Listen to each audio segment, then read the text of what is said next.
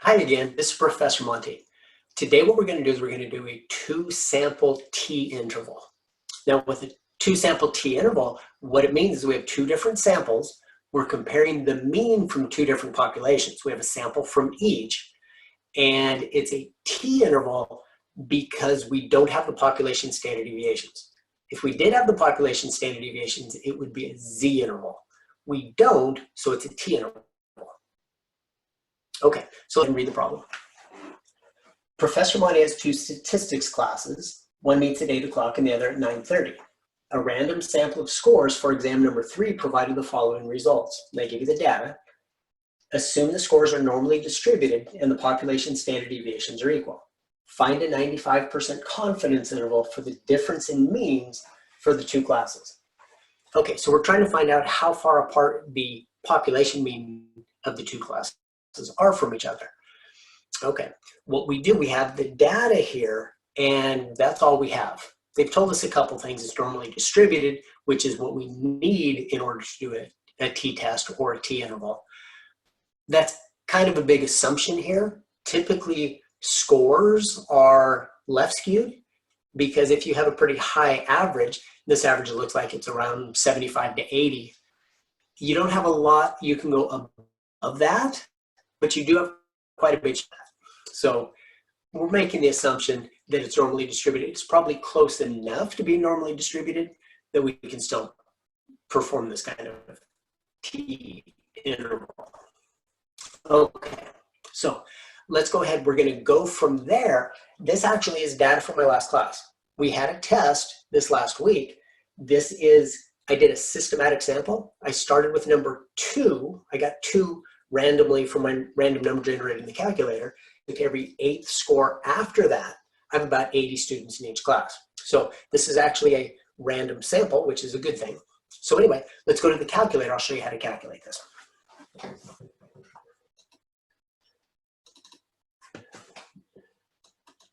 Okay, so we're going to go in. I've got a TI84 calculator. A TI83 calculator works the same way.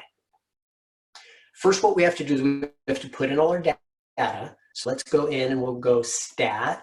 We're going to choose the first one, which is edit. It's already there. I'll just hit enter. And I don't want this data in there, so I'm going to arrow up to where it says either L1 or L2. And I'm going to hit clear to clear out the data. Don't hit delete. That'll delete the whole column. I've got a video which shows you how to put a column in if you've accidentally deleted it. Once I arrow down, the data will leave. And then I go over to L1, highlight L1. I'm going to hit clear again, do the same thing. When I arrow down, it clears all the data out of the list. Okay, so let's go ahead and enter the data. So I've got 76, and then just hit enter after each number that you put in. 74, enter, 79, enter, etc. Let's see, 93, 37. That one's a little painful. 61. 100, not painful at all. 58, 98, 67. But you may see why I said typically the data on exams is left skewed, because that 37 is definitely not going to be near the peak of the distribution.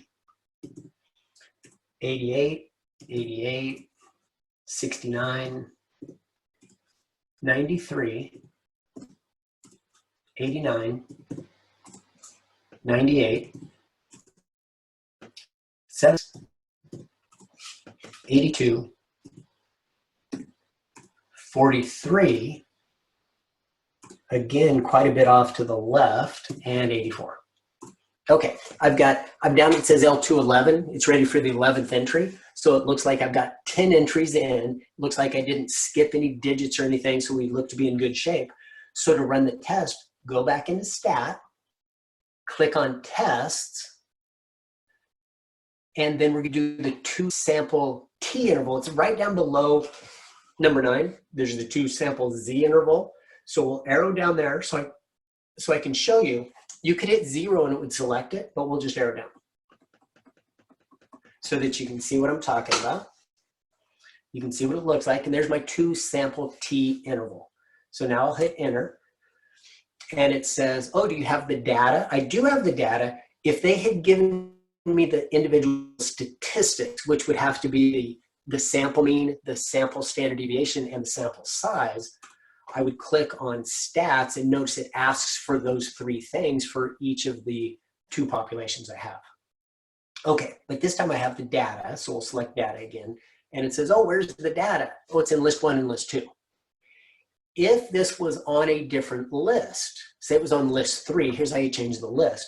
If I hit the blue second key and then go down above the 3, it says L3 in blue, and hit the 3, it'll change it to list 3. Now, I don't want list 3, so I'll go back up and change it back to list 1. Same way, second, L1. Okay, so now I've got list 1 and list 2, that's where my data is.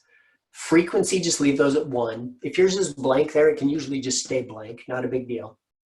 Confidence level, I've got a 95% confidence interval. You can either leave it at 95 or you could put 0.95, later accepts it either way. And then let's talk about pooled data for a second. What pooled data does, if we can assume the population standard deviations are equal, we pool the data. And what that does, long story short, it helps reduce the probability of a type 1 error, rejecting the null hypothesis incorrectly, if we can pool the data. But we can only pool it if we can assume the population standard deviations are equal. We said in the problem that we were in that, which makes sense. I don't know why my 8 o'clock class and my second class, my 9:30 class, would have a bigger spread one way or the other in their scores. So I don't think that's a bad assumption to make here.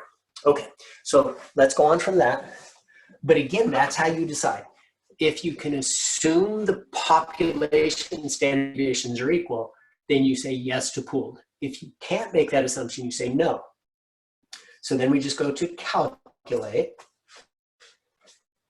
And it's going to calculate a lot of stuff for us. Notice it gives us x bar sub 1 and x bar sub 2. So we say, hey, the sample means are almost 7 points apart.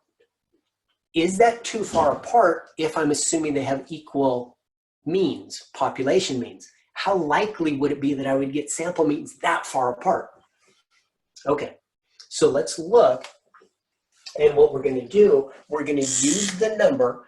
We've got negative 23.4 and 10.0. I'm going to go to 1 decimal place because all of our data is whole numbers. And usually when we do a calculation, we go 1 decimal place more than what our original data was. Okay, so that's what we have. Now, we need to interpret this. That doesn't help us a lot if we don't know what it means. So my hint is I always interpret in terms of the first population. In this case, in terms of the 8 o'clock class.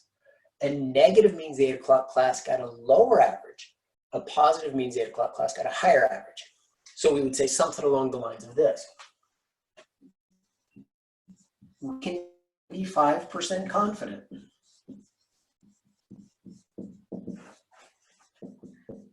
that the 8 o'clock class, that was my population 1,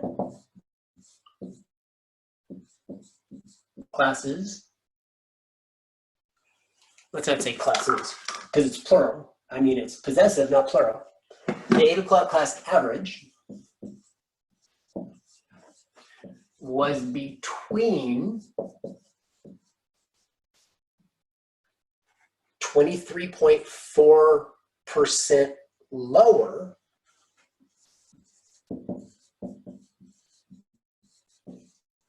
because it was negative, and 10.0, we'll put a percent here, higher because it was positive. Than the mean of the 9:30 class.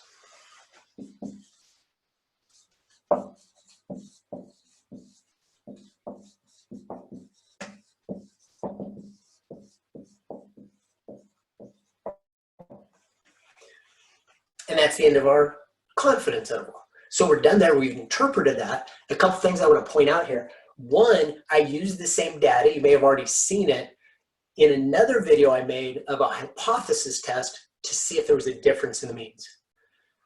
If you think about it, that hypothesis test, we should have come to the conclusion we don't reject the null hypothesis.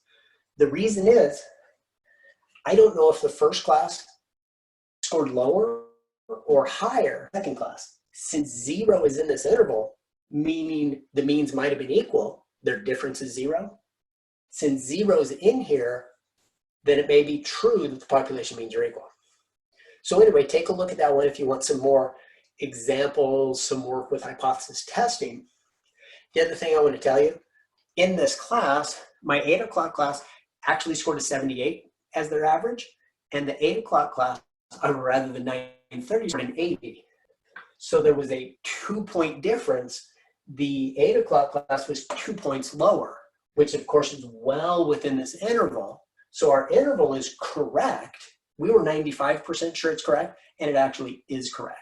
So anyway, hopefully that helped you out. If you haven't subscribed yet, go ahead and subscribe to my videos. Even click on the notifications if you want to be notified when I make a new video. All right, that's it for today. Hopefully that helped you out.